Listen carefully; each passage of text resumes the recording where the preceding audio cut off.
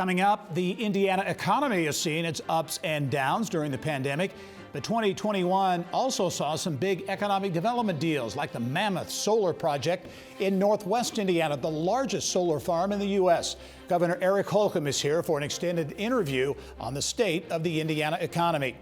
That includes the economic agenda for 2022, from bridging the digital divide to meeting the state's workforce challenges.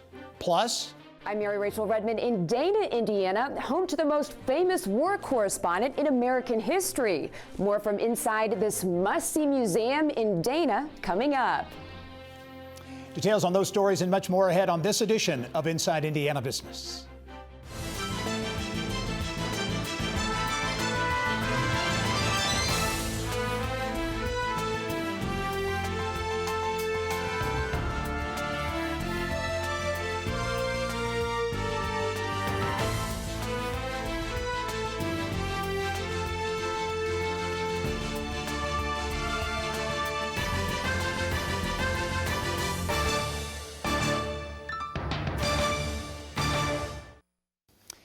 Hello and welcome to Inside Indiana Business. I'm Gerry Dick. Well, what a year it has been for the Indiana economy. The pandemic certainly sparking closings and layoffs, adding also to existing workforce challenges around the state. But from auto plants to solar farms, there have also been some big investment deals and jobs. This week, news of an investment that could be a sign of things to come. General Motors Company announcing plans to invest $51 million in its longtime Bedford plant, a vote of confidence for a plant that at one time was in danger of closing. Now, the investment is for new equipment to make drive unit components for GM's all-electric Silverado pickup truck. It is the latest in a series of big investments in Indiana related to the electrification of the auto industry, and a reason why some suggest Indiana is uniquely positioned to cash in on the coming energy transition in areas like batteries, wind, solar, and more. Exactly how does that fit into the state's long-term economic strategy, and what is the state of Indiana's economy? For some answers, I'm pleased to be joined for an extended interview with Indiana Governor Eric Holcomb. And Governor, as always, welcome to the show. Great to be back with you, Gerry. And indeed, the state of the state is strong, and every economic indicator seems to be pointing in that direction. We've long since tried to balance our lives and our livelihoods, as you allude to, with a global pandemic all around us. But when you look at our GDP, when you look at our foreign direct investment, when you look at our revenue, when you look at our reserves, when you look at our single-family home building permits, sometimes we're twice the amount of single-family home building permits as our neighboring states, much bigger states. Housing hot. I was with realtors just yesterday statewide. They said they'd never seen a better November, not a close second. When you look at our population growth, more than every state that we touch. So we're full steam ahead, damn the torpedoes, and looking forward to another strong ending this Q4 in terms of new job commits, wages, capital investment and projects. Okay, I want to get to some specifics in a minute, but first, late in the week, some rising concerns about the hospitalizations related to COVID. I know IU Health concerned about COVID and non-COVID hospitalizations, asking for help from the Indiana National Guard. Your reaction to that, and do you anticipate as we get into 2022, things from a COVID standpoint maybe stymieing some of this progress you're talking about? No, I think we have more tools now than we did at the beginning of the COVID-19 as it was unfolding, going back almost 2 years now. More tools, obviously, first and foremost, a vaccine and treatments, but a vaccine is what keeps you out of the hospital. We know that 95% of our hospitalizations are unvaccinated Hoosiers. So, you can either bet on the 5% that aren't getting vaccinated or the 95% that are and see who's ending up. Now, having said that, we've got all kinds of different teams, mobile teams, strike teams, the Department of Health, the Indiana National Guard, the women and men in uniform. We'll continue to deploy them, fan them out across the state where the need is. And that's the approach that we're taking. We've got 13 right now. We're stepping up another 7 to go out across the whole state of Indiana. Indiana is one of 6 states that comprises or makes up over 50% of all the nation's hospitalizations. And whenever I'm talking to or with my gubernatorial cohorts, we don't cheer when the surge isn't over us, because it's when it's going to come to us, not if it's not there already. And so we'll get through this, and we're going to have to continue to get through it together. Okay, I want to talk about some specifics with the economy. You mentioned some numbers, but interesting to me as we look to the future, too. Some big economic development deals this year. Toyota with a massive investment in Princeton earlier in the year. The nation's largest solar plant, the Mammoth Solar project up in northwest Indiana, Pulaski and Stark counties, $1.5 billion. As you look at this alternative energy space, which is massive and seems to be gaining momentum, is this going to be a real focus, a new focus, if you will, for economic development in Indiana? Well, this is a huge sector and potential for Indiana to really become a leader, not just in the game and winning, but really a leader. Obviously, in terms of energy sources, we have the ability in a state like Indiana for reliable, affordable, and clean energy. And so you see us going green and really capitalizing on, be it batteries, as you mentioned, and not just battery production, but battery capacity, battery recycling. This is going to be a huge part of the whole sector. And so we'll lean into hypersonics, microelectronics, quantum computing, machine learning, all the above in that innovation space to really stay a leader in advanced manufacturing and life sciences, two real bread and butter sectors for us. Yeah, I know Toyota announced plans for that big electric vehicle battery plant, which is going, I think, to North Carolina. But no question about it, the other automakers, Toyota and all the automakers, going to be investing a lot of money in that. When you look at the assets here, Purdue, Notre Dame, Battery Innovation Center in southern Indiana, is Indiana uniquely positioned to take advantage of that? Well, we're unique in a number of ways. We have low cost, high talent, perfect location. And that's why you saw with this latest $800 million capital investment in Toyota, that's just another huge mega investment in Toyota. There are a lot of states who would have loved to have the first one, the second one, or the third one down there at Toyota, not to mention all the other OEMs that we have spread out. So absolutely, we're uniquely positioned, and we're in conversations right now about a pretty exciting 2022. Okay, I want to talk regional economic development and also innovation in Indiana. That is coming up next as we continue our extended interview with Indiana Governor Eric Holcomb. Stay with us.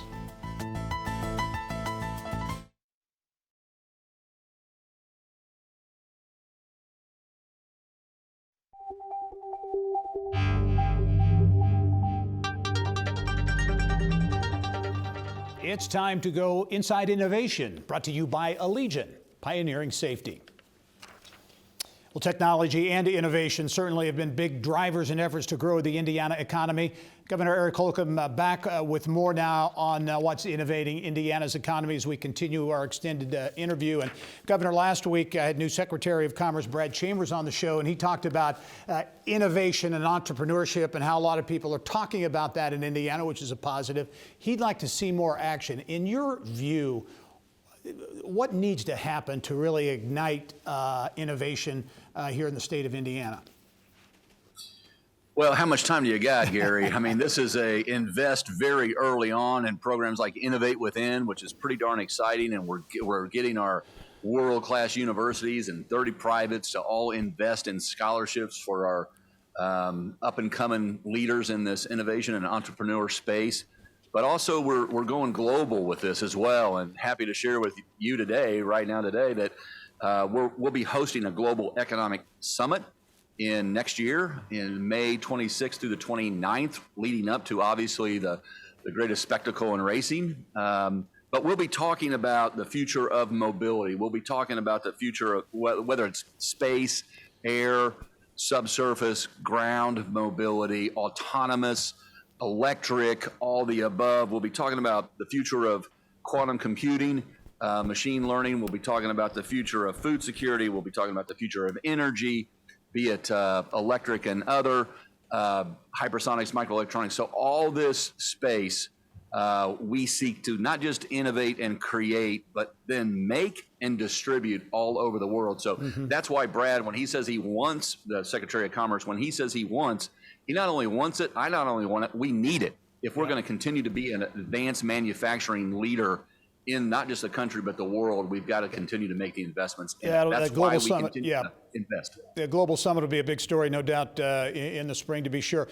Regarding global economic development, jobs, attraction, investment, it's been a big focus of your administration, the last several administrations, really. Does Indiana, in your view, continue to play and will continue to play on that global stage when it comes to economic development, investment, jobs, be a real focus area? Yeah, if you believe the numbers, our foreign direct investment, we tripled it in a 3-year period. Hard to do, but it's not just because of the attention, it's because of our location, our talent, and cost to do business. When you look at the number of companies, when you look at the number of new headquarters, both brand new headquarters that have moved to the state of Indiana and then new upstart companies that are headquartered in the state of Indiana, these are happening at a pace like we've just never seen before. And again, happening over the course of the last couple of years where everyone's faced a global pandemic. So I've been in 3 different countries, Qatar, Canada, and Israel, just since the race of last year. Been in New York, been in California, hustling to recruit more talent, more business to the state of Indiana. And once all those travel lanes open up all over the world again, like in Europe right now, we'll be right there on the ground bringing more back to Indiana as well. Yeah, Governor, only have 30 seconds. I know that's not enough time, but looking ahead to 2022, give us a thumbnail, your feeling as we head into 2022 when it comes to the economy and economic development. What kind of year you expect next year? We'll continue to grow, and we'll continue to play offense, not just defense. We'll continue to manage our way through the global pandemic. But as strong as this fourth quarter will be, and it will be a statement strong quarter, our first quarter, we've got 47 projects in the pipeline right now that we're tracking. So Katie barred the door, the best is yet to come, and our momentum just continues to speed up. Indiana Governor Eric Holcomb, as always, perspective on the Indiana economy, the state of the economy, and what might be ahead in 2022. Governor, as always, thanks for your time, and look forward to seeing you soon. Gerry, best to you and yours and to all your viewers. Well, Central Indiana's only Catholic college has experienced unprecedented growth since Dan Elsner took over as president 20 years ago. He's my guest on the next Business and Beyond podcast. Under his watch, Marion's enrollment has quadrupled, growing from 1,000 students to more than 4,000. Elsner grew up in Nebraska, spent his childhood in Omaha and Lincoln, the product of a tight-knit Catholic family. He played football at Nebraska Wesleyan, found a passion for teaching, wound up in Indiana running Catholic schools in the Indianapolis Archdiocese before taking over what was then Marion College in 2001. Our roofs leaked. We hadn't built a new building in 20-some years. Windows were single pane. We didn't have air conditioning in our main buildings. We didn't have air conditioning basically anywhere other than the library. And that was 2001, okay? So, it's wasn't like it was 1960. Much has changed on the Marion campus under Dan Elsner's watch. We will talk about how he's helped transform a sleepy little campus into a bustling university. To check it out, go to InsideIndianaBusiness.com and click on the subscribe tab. Well, what life was like for American soldiers in the trenches during World War II may never have been known if it weren't for Hoosier Ernie Pyle. Our Mary Rachel Redmond visits Dana from Marion County. That's around Indiana next.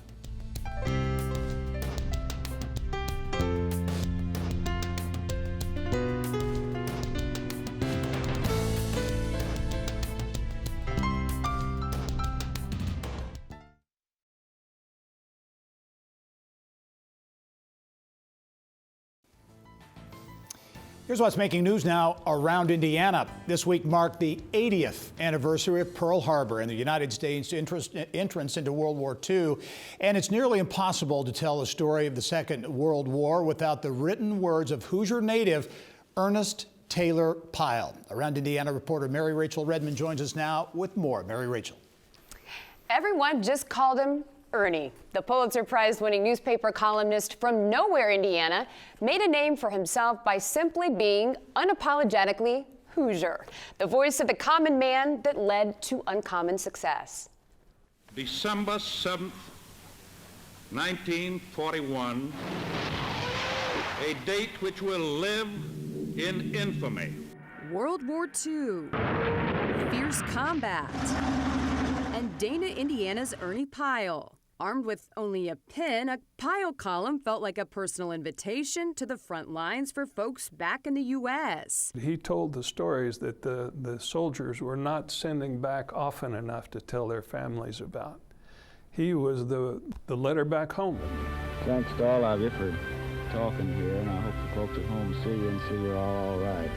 You cannot tell the story of World War II without Ernie Pyle. He had a gift for describing scenes, like a video camera in his mind, recorded everything, and then he played it back as he wrote. And people still today say, "Who is our Ernie Pyle?" Pyle's fading image still shines down on his hometown of Dana, Indiana. A tiny once stoplight town that decidedly has more acres of farm than people. Ernie's people, like 100-year-old Clarabelle Adams-Mishler. He was kind of a rough character. He was nothing like his parents because they were church-going people. His folks lived kind of across the field, way back over there from me, not too far.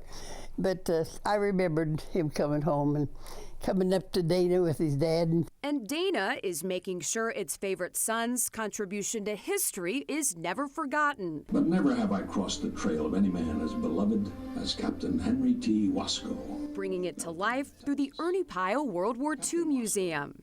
The layout of the museum was based on Ernie Pyle's columns. Is everything in here real? Everything is exactly as it should be for the time, place, and period. Even his gun? Even the guns. My son and I shot that helmet ourselves. I had a German pistol with... So something, would a Nazi would have, or yeah. Oh gosh. And I even had some surplus German ammunition. This is the beachhead on the day that Ernie Pyle walked along the beach that I mentioned to you before. It's called the long line of personal anguish, where he strolled along the beach and looked at everything that was left behind by the soldiers who'd passed. And this was Normandy? Yes. The hardest thing for us to find was cigarettes. On D-Day, before the invasion, they gave everybody a carton of cigarettes. And Ernie mentioned in the column that there were thousands of packs of cigarettes on the beach. So we had to find them, and it was tough to find the proper Lucky Strikes. That's amazing. That's the kind of detail we were looking for. The kind of detail Ernie would appreciate. President Truman himself announced Ernie Pyle's death on the radio.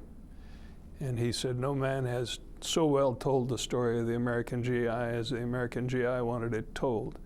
The nation owes him a deep debt of gratitude." Come in. Over. And even Hollywood loved Ernie Pyle. Try out of the memory of our anguish to reassemble our broken world into a pattern so firm and so fair that another great war can never again be possible. And for those... An amazing, amazing man. You know, Ernie Pyle had an obvious impact on so many veterans and their families since World War II, including my own. In fact, I may not even be here if it weren't for Ernie Pyle. I found out during the story that he's a distant cousin of my mom's, and it just so happens he introduced my great-grandparents to each other at Indiana University in the 1920s. So very cool connection there. Gerry? Great story with a family connection indeed. Thanks, Mary Rachel. Well, should companies be able to fire workers who refuse to get a COVID vaccine? It's one of the many issues our partners at the IBJ are working on. We'll have details coming up.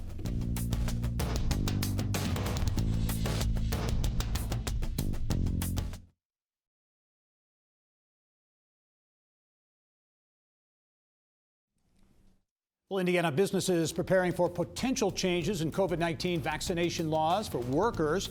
And what will the legacy project from the College Football National Championship game look like in Indianapolis? IBJ Managing Editor Greg Weaver joins us now with a look at these stories and more coming up in this week's edition of the IBJ. Greg, great to see you. Thanks for joining us. Thanks for having me. Okay, let's start with an interesting story. Loan defaults in Indiana and nationwide at a historic low, and the credit quality actually improving. That seems surprising, but quite the case, right? Right. So at the beginning of the pandemic, a lot of financial analysts were anticipating that the default rate would increase, obviously. But what has happened is it's now at a historic low. It's at 0.19% nationally. And if you recall, during the Great Recession, it rose to historic highs of 3%. But what folks are saying is that the reason that it's gone down this time is that the economic downturn was short, and the federal relief to businesses and individuals made a huge difference. Yeah. So a positive, a little silver lining during the pandemic. Another interesting story that we'll see begin to take shape next week at the Indiana State House, a bill lawmakers will be taking up, and that pits religious freedoms against employer rights. Is it okay for companies to question the sincerity of their workers' beliefs? So kind of a hot button issue that'll be at the State House. It is. So a lot of employers, particularly hospitals, are requiring their employees to receive COVID-19 vaccinations. But there are a number of lawmakers who believe that these businesses should be forced to accept exemptions for religious and medical reasons.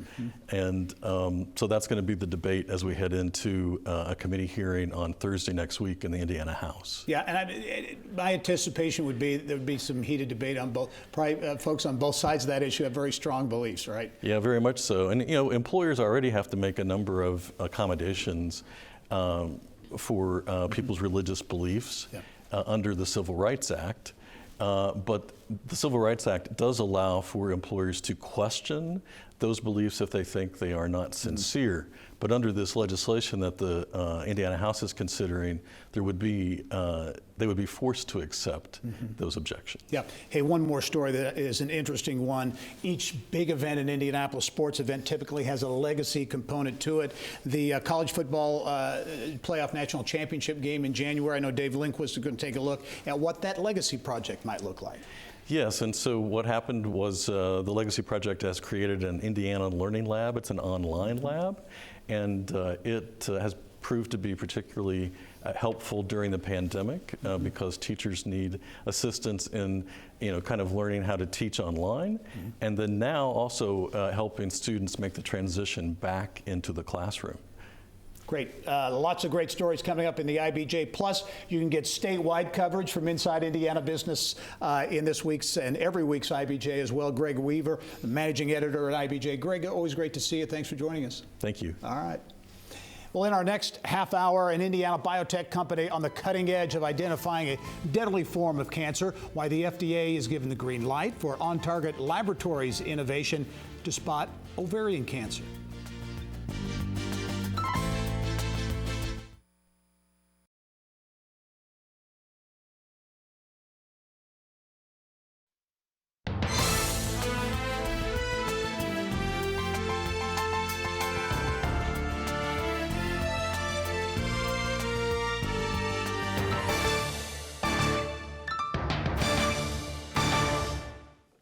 Well, after a decade of work, Purdue University startup On Target Laboratories has crossed the goal line. Just days ago, the U.S. Food and Drug Administration approving the startup's first technology, which helps surgeons target ovarian cancer. Business of Health reporter Kylie Valeta is here with the special interview. Kylie. That's right, Gary. Thank you very much. On Target Laboratories believes its technology called Cytolux will light the way to better treatment for ovarian cancer. Cytolux makes cancer cells light up during surgery so doctors can see in real time exactly where the cancerous tissue is so it can be removed. The startup was founded by Purdue's own Dr. Philip Lau, a life sciences legend in Indiana and serial entrepreneur. He joins me now to tell us more about this major milestone. Dr. Lau, thank you so much for being on the show today. My pleasure. Glad to be here. We want to start with a big congratulations to you on FDA approval. You founded On Target Laboratories in 2011. You've started 7 companies. This is your first FDA approval. How does it feel to reach this big milestone? Oh, I've experienced a whole rainbow of emotions. Obviously, feelings of euphoria, relief, perhaps irrational exuberance at times, but mainly gratitude. I'm just grateful for having had the opportunity to do something that matters. And I'm also really thankful for the help that I've had, the assistance from grad students and postdocs in my lab, and the employees at OnTarget Labs, the company, have put in many years of really tireless effort in moving this from the benchtop through preclinical and clinical development and finally into humans. So a lot of feelings of gratefulness, gratitude. A team effort for sure. So let's talk about Cytalux. If you could explain what it is in layman's terms and just give us a quick introduction into how it works. Sure. The vitamin folic acid is a vitamin that's absolutely required for cell division. And cancer cells, as everyone knows, want to divide very rapidly. And so they have an enormous appetite for folic acid. And all we've done is exploited this greed for folic acid, attaching the vitamin to a bright fluorescent light bulb. And when it's injected into a patient, that bright fluorescent light bulb circulates through the body, but only is captured or primarily by cancer cells. This allows the cancer cells to light up, so the surgeon, when he or she goes in and performs surgery, can see the cancer light up brightly against the dark background of healthy cells, and enables the surgeon then to remove and resect more malignant lesions than he or she would have otherwise been able to do so. Yeah, whereas before it was just touch, really, in sight. So this is really a big improvement over the standard methods. In phase 3 study for Cytalux, additional cancer was detected in 27% of patients. So explain just the big picture significance of this for patients at the end of the day. It seems to me it wouldn't be an exaggeration to say Cytalux could be life-saving. Yeah, we're very excited about it. I think for the most part, it'll give patients that go into surgery a lot more confidence that when they come out, the surgeon will have found and removed all or most of the malignant lesions that otherwise would have been missed without the aid of this surgeon's tool. So I think just the confidence and the comfort and the security knowing that this is really a very effective method for treating the disease and can, in fact, help them enormously, I think is really a great contribution and should, in fact, I think, significantly revolutionize the practice of surgery for years. And we've alluded to the fact that you're quite the legend in Indiana. You founded and sold Endocyte for $2 billion. You've created 7 startups, including Emoja, which had the largest initial round of funding ever for a Purdue company, among the largest in the U.S. How does Cytalux forward your legacy? Well, obviously, as you pointed out earlier, this is the first drug that I've had FDA approved. I hope it's just the first of many because we have quite a number in the pipeline. But in all fairness, I've learned a lot, gone through the school of hard knocks and learned from mistakes, and I hope not to make those mistakes again. We have a lot of drugs moving forward in areas from, rheumatoid arthritis, other cancers, CNS diseases like Alzheimer's, fibrotic diseases, and even infectious diseases like COVID-19. And I think the lessons we've learned in moving Cytalux forward will be very beneficial to developing these other drugs too. And just a little bit of time left, Dr. Lau, but you've successfully launched startups. You say money is no longer a motivation for you, that it's really about helping people. Yeah, that's right. For some reason, I don't know why, I think I've been blessed with ideas on how to cure or treat human diseases. And I think with that unearned God-given ability to see opportunities to help people comes an obligation. And so even though I probably should have retired many years ago, I don't intend to. I really think I can still do an awful lot of good. And I think some of these therapies that we're bringing forward and will be made available to people in the near future will do a lot of, reduce morbidity and mortality worldwide. So I intend to complete that task. All right. Well, Dr. Lau, we love covering good news like this. Congratulations again on your major milestone, and thanks for being on the show today. Oh, thank you for talking to me.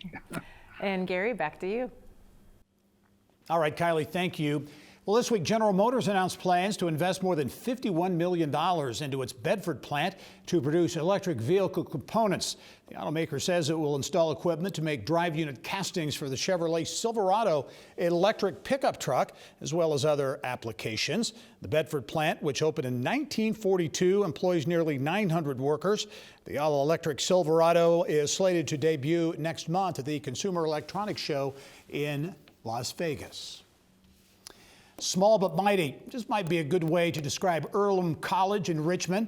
The private liberal arts school was established by a group of Quakers in 1847.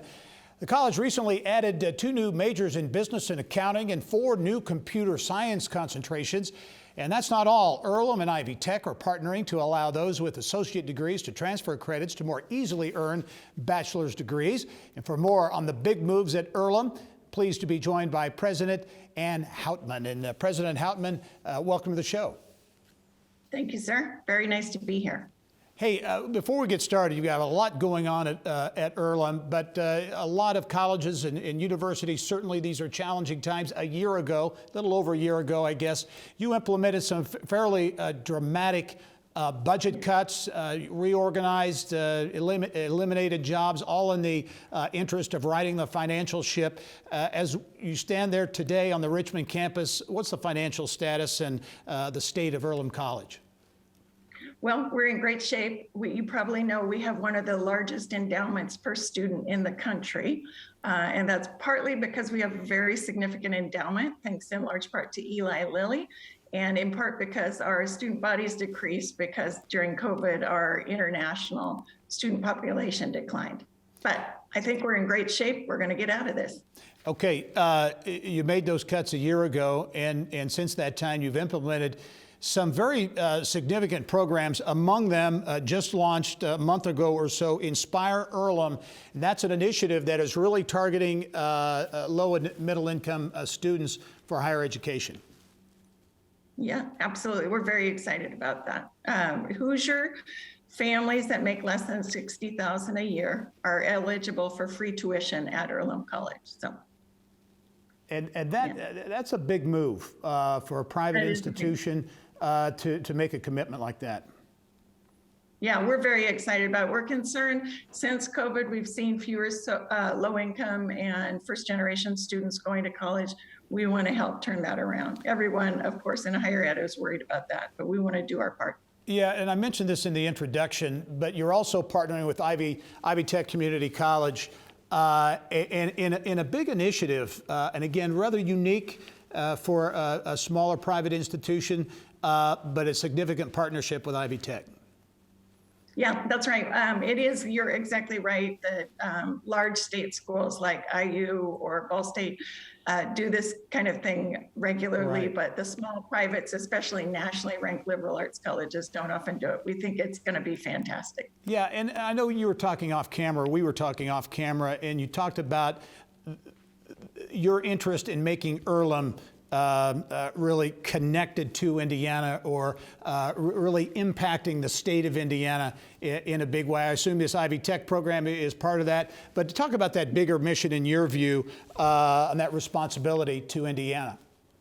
Sure. Well, as you mentioned, Earlham College is one of the oldest businesses in the state of Indiana. Since 1847, we've been rolling all the way through. And so I feel we have a strong obligation to Hoosier families and to Hoosier businesses to continue to produce the next generation of well-educated workers for the state.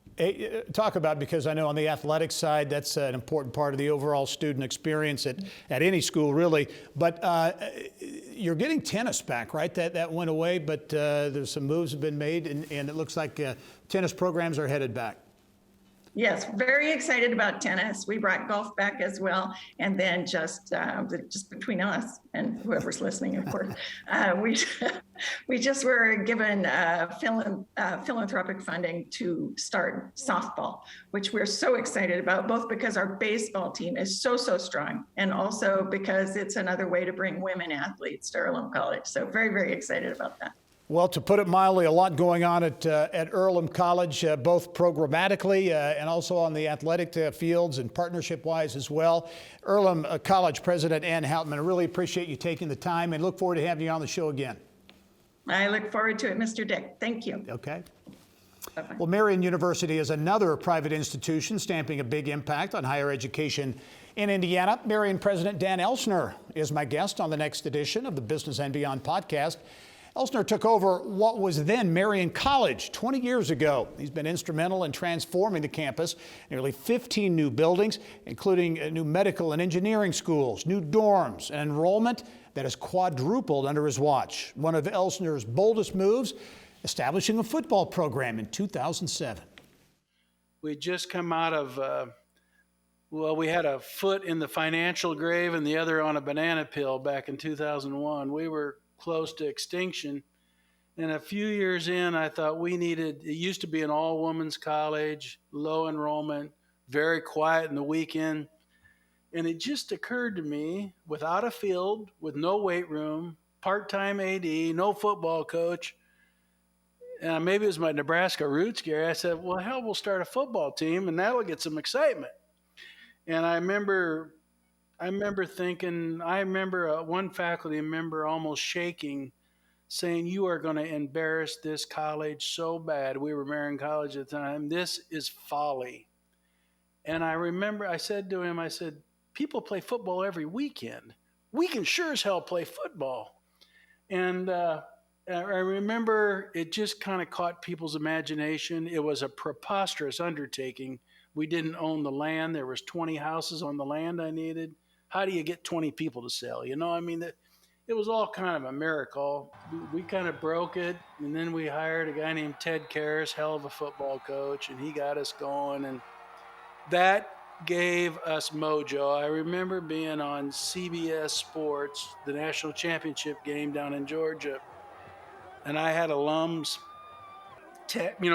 before text, email, I'm in a bar in Mexico, and do I see Marion College on TV playing football? I said, yes, you do. Go Knights. So anyway, it stimulated interest. People came back to campus. I wouldn't make the investment. I wouldn't recommend to our board to make the investment in athletics if I thought it was just about a game. And we use it for leadership development, retention, academic excellence. And it's a great tool, a laboratory for character and leadership development. It's been a spark, and now, I think at the time we started football, we had 235 student athletes. Now we have 800, and I used to pray we'd win in football, Gary. Now I pray for the other team because we're pretty damn good. Yeah, much more with Marion President Dan Elsner on the Business and Beyond podcast. To check it out, just go to InsideIndianaBusiness.com and click on the subscribe tab. Perseverance through the pandemic. Indianapolis has lived up to its reputation, hosting the entirety of the Final Four men's basketball tournament this year. Now it looks to roll out the red carpet for college football's elite. More on the College Football Playoff National Championship and how Indy is preparing for a very busy 2022.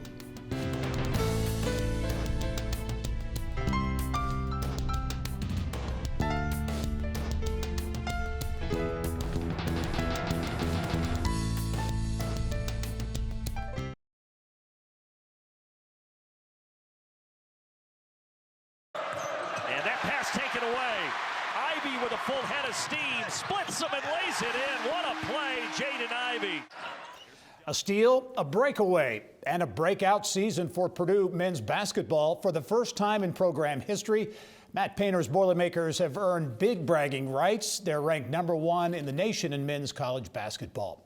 Well, speaking of hoops, by hosting the entirety of the NCAA's March Madness, Indiana's State of Sports in 2021 turned out to be a bit more robust than anyone anticipated. And 2022 just got a bit better with an announcement earlier this week. Bill Benner has more in this week's Inside Indiana Sports. Bill. Gerry, thanks. It was about a year ago this week when the NCAA made the blockbuster decision to bring every game of the Division I men's basketball tournament to Indiana, and thus began an unprecedented year for the locally based Indiana Sports Corp, its staff, and legions of volunteers. Sports Corp President Ryan Vaughn recapped the year with his State of the Sports presentation today, and he joins us on the program. And Ryan, good to see you again. What a year 2021 was. And again, I misspoke. It was actually early January when the NCAA made this announcement to bring all of March Madness. But you had the Big Ten men's and women's, Horizon League, and so many other events. But what a year. Yeah, it was an incredible year. Not the year we expected or planned, but thanks to the trust the NCAA has had in this community, we were fortunate enough to be able to host the entire tournament, the one and likely only time it'll ever happen. And it was right when the city needed it most. Well, and speaking of what it needed, it was a $46.5 million economic impact boost at a time, again, coming out of the pandemic. And that was conducted, you announced that this week, conducted by an independent. But again, if it had only been the Final Four, it would still have been a significant event. But having all of it certainly contributed largely to that number. Yeah, the number is fantastic. $46.5 million, $41 million directly spent on hospitality. So whether it's hotels, restaurants, entertainment. But the stories behind the numbers, I think, were most important, especially last year, just getting people back to work. There were points in times where hotels were down to 2 and 3 employees and restaurants were shuttered or working on reduced hours. And this was a moment in time for our city to kind of wake back up, come back to work, and really reinvigorate our downtown. And typical of the Sports Corp, typical of the overall Indianapolis Sports Initiative, it wasn't just basketball. I mean, we had art acts going on. It was music. Downtown was alive for 3 weeks. Yeah, the games are the games, and we're fortunate again that the NCAA brings the event here. But what really makes it special, I think, are what happens outside of the arena. And so to activate Swish, based on a very generous gift by the Lilly Endowment, to put literally hundreds of artists back to work over 3.5 weeks, who many of which had not had a chance to work in more than a year, did a couple things, gave them an opportunity to work, but also really brought some life back downtown. Everywhere you went, you saw live music and art performances, and made people feel good about our city. Moving on from the Final Four, you almost immediately hosted Olympic diving trials, and then just last week, a fantastic event with the Big Ten football championship, Iowa, Michigan. By everybody's estimation, downtown was slammed. Yeah, it was an incredible weekend. Sold out every ticket we had available. Demand was through the roof, and again, the ancillary events were back in full effect. So Georgia Street was packed. Joey Jaws had his title defense of his shrimp eating contest. Fan Fest inside the convention center was full. We don't have the final numbers yet, but it'll be a tremendous economic impact, and it was great to welcome the Big Ten back and really do it as we have done it historically before. And as we look back at 2021, we immediately look forward to 2022. Got college football championship game January 10th. More March Madness, first and second rounds. Big Ten men's and women's tournament. Horizon League. And then an announcement, the Big Ten football championship officially confirmed that it will return in 2022 for I think the 12th year. Yeah, the first quarter will be incredibly busy. Very much looking forward to the College Football National Championship in January. And then in March, we have pretty much as much basketball ahead of us as we have behind us at this point. And then very pleased that the news broke on the extension of the Big Ten football contract for yet another year in 2022. So looking forward to another exciting weekend next December. Ryan, and again, as we wrap up, there's a bid in for the Olympic swim trials in 2024. We also know that we'll have the NBA All-Star game, and then Final Four is back in 2026. So the hits just keep on coming. It's my favorite question in this community after every big event. What's next? What's next? Yeah, so we keep 1 foot in the present and try and execute as best as we can, and 1 foot in the future, trying to look how do we improve and bring more new and exciting events to Indy. Well, Ron, President of the Indiana Sports Corp, we appreciate you having on, and we look ahead again to a great year as we look back to a great year. Gerry, back to you. All right, Bill, thank you. Well, The Mill, a nonprofit entrepreneurship center and co-working space in Bloomington, is launching a new pilot program that looks to incentivize college students to build out their startups. The Mill says its Startup Summer is a paid internship program where students from Indiana University and Ivy Tech Community College in Bloomington will participate in programming to grow their businesses. The inaugural cohort is an 8-week program where participants work about 25 hours a week out of the Mill's co-working space. Applications for the first cohort will be accepted through January 28th. The Mill says up to 6 participants will be selected.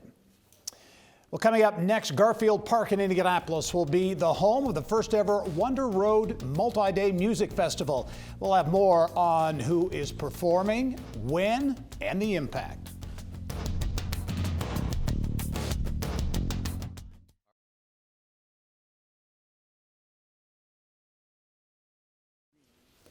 Well, the USA's newest contemporary music festival is coming to Indiana. Wonder Road is a 2-day music festival coming in June to Garfield Park here in Indianapolis. With more on the country's newest contemporary music fest, please do welcome to the show Elevation Group President Denny Young. Denny, welcome to the show. Thank you for having me. You're based in Cleveland. That's where you are right now. Tell me about Wonder Road, this 2-day music festival. Again, Garfield Park here, south side of Indianapolis. Tell me what the event is all about. Well, I'm really proud to and pleased to let you know that we've partnered with MOKB Presents, a local Indianapolis concert promotion company, to stage a multi-day, multi-stage, multi-act music festival right in Indianapolis at Garfield Park. There'll be 3 stages, 28 acts. We'll have great food, activities for people of all ages. Be a phenomenal way to kick off the summer in Indianapolis. Yeah, based on what you just said, 28 acts. This is going to be a big deal, a big event on the Indianapolis South Side. What can folks expect? I think you can expect major artists. We've got Vampire Weekend, Lord Huron, Bastille, who's coming in from the UK, Churches from Scotland, Milky Chance from Germany, Noga Erez from Israel. They have a real international flavor, contemporary music. We're going to expect, 15 to 20,000 people throughout the weekend to descend on Garfield Park for the event. And it's going to be like what people would expect a big music festival to be. Hey, why Indianapolis, Denny, and specifically Garfield Park, that venue? Great question. Dan Kemmer, who's a partner at MOKB Presents and has been in Indianapolis since 2008, is originally from Cleveland. Dan and I started working together back in the early 90s promoting shows. Dan moved on to Indy. I stayed in Cleveland. We have built out tremendously successful music festivals in Ohio. We wanted to go beyond the Ohio borders. Dan and his partner, Josh Baker, were perfect partners for us in Indianapolis. And we felt that Indy was the best next market for us. Yeah, we'll talk about that because there's been a lot of effort here to really focus on the arts and cultural community here, the music community, to make Indianapolis more of a music city, if you will. And it would seem that this event would be right in that sweet spot. There's no question. Since Dan arrived and with Josh together, they have built an incredible live music ecosystem in Indianapolis, starting from 100 Cap Club all the way up to Ruoff Music Center, 25,000 people. And together, they've invested time, they've invested money, they're tirelessly working in and around the city of Indianapolis to develop live music. And Mayor Hogsett is an amazing enthusiast for music and events. As you know, Indianapolis is probably the top destination for major events in this country. Yeah. The Big Ten Championship, the NCAAs, all kinds of great Indianapolis 500. But there's not a music festival. And between Josh and Dan, myself, we just thought that Indianapolis was ready and they would be a great market for a large-scale music event. A big event indeed. Wonder Road, June 11 and 12 at Garfield Park here in Indianapolis. Denny Young, the president at the Elevation Group. Really appreciate you taking the time, and we're looking forward to the event this summer. It's going to be great for Indianapolis. It's going to be great for the community around Garfield Park.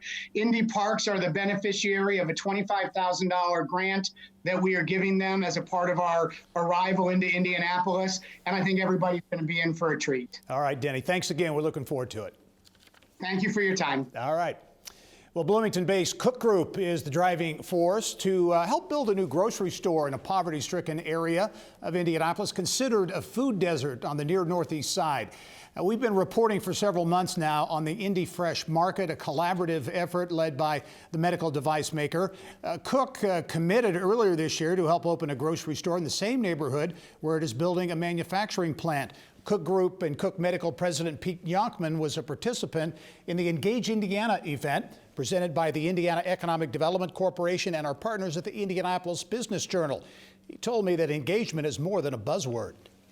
You know, I think over the years, being a family-owned company, we've had a great family that has been part of this, but they have taught us that if you're going to be part of a community, it's not a one-way street.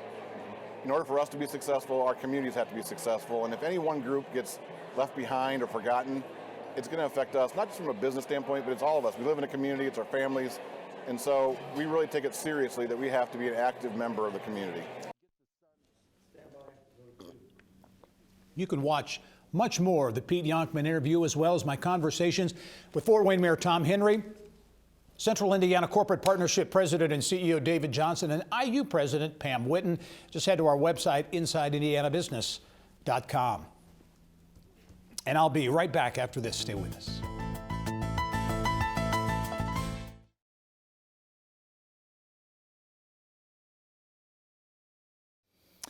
Coming up next week, Jennison is a gene therapy and contract manufacturer, tripling its footprint in Fishers. We'll take you inside their new lab. Thanks for joining us this week. I'm Gerry Dick. Go out and make it a successful week.